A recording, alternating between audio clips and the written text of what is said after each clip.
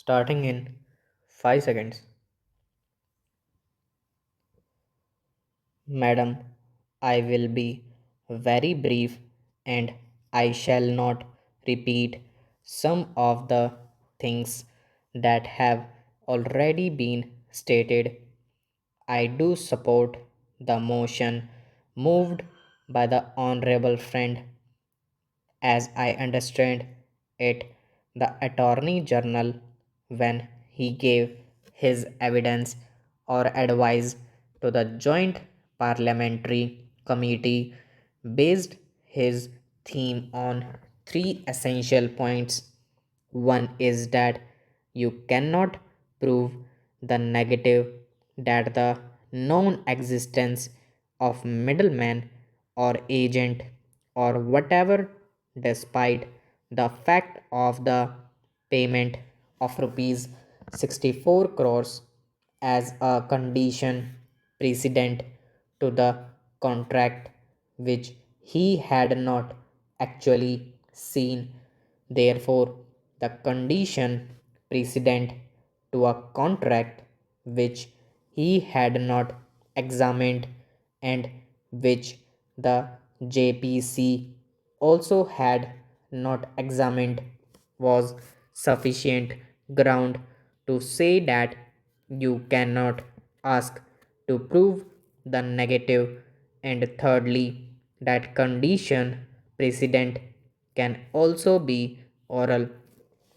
These were largely the three essential points which raise questions which I believe only the Attorney General can answer, because the legal experts and the Treasury benches would suppress their expertise and would rather come out with partisan aspects of that which is unsustainable. The Attorney General spoke of the Evidence Act. I hold the Evidence Act is essentially a procedural act and a fact finding committee, such as our joint parliamentary committee was not bound to follow the Evidence Act.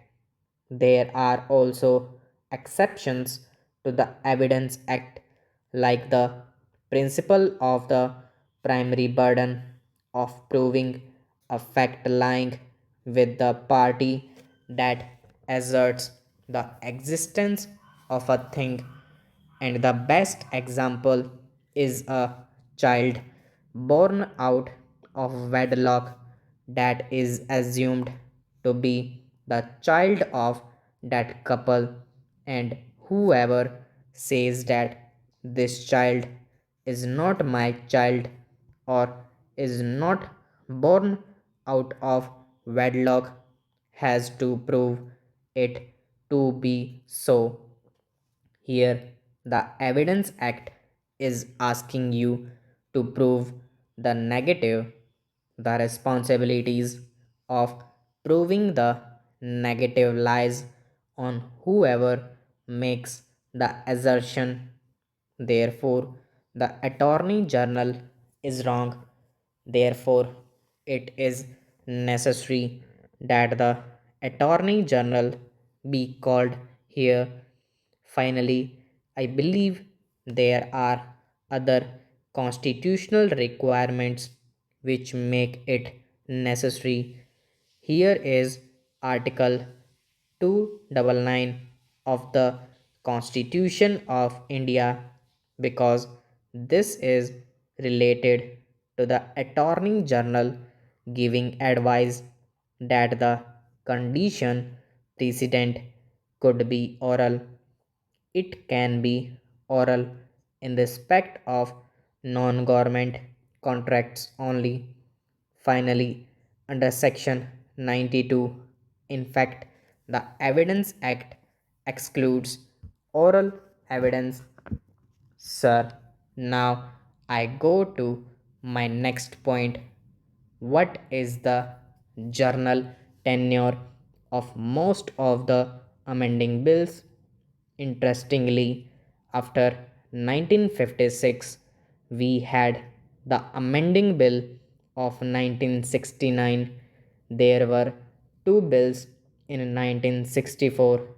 The journal tenure of the bill was known whether it was restricting the corporate sector or it was liberal or for what purpose, but this particular bill is a little different in the sense that after the present government came to power, it announced policies which were very liberal to the corporate sector. Liberal does not mean that they can break the laws. Liberal means that the government lays down the framework of the industrial policy, and within the framework of that policy, government wants to give the corporate sector a little leeway to operate. But here I find under section 270 or section 372 a whole new definition is given to intercorporate deposits, including deposits within the meaning of loan, not only creates trouble for the corporate sector, it is violence to the English language. By no stretch of imagination can a deposit be termed a loan. We are making deposits in banks. They cannot be called loans. We are not giving loans under intercorporate deposit. To include it under the term loan is an atrocity, and it will only affect the small and medium entrepreneurs. The bigger companies can get enough loans from the companies, from government institutions. In spite of our talk of socialism and decentralization, it is always the bigger companies which get the larger cake out of the government resources, and it is the small and medium people who are hit hard by this provision. While ostensibly it is meant to protect the small man, the people who are really hit by the tenure of this bill are the small and medium entrepreneurs. The MRTP and FARA companies are not affected by this bill at all. I do not suggest that there should be any restriction put on MRTP or FARA companies which are not realistic. What I submit is, in the scheme of things, the industrial policy resolution from the time of Jawaharlal Nehru, which government still professes, is a relevant document. I feel in terms of fulfilling those objectives, there should be restrictions only on MRTP and FARA companies. Small and medium sized companies should be outside the orbit of most of these restrictions. Only then will the company law be effective. Otherwise, this series of amendments may add to the plethora of amendments that we have been adding from year to year. Stop.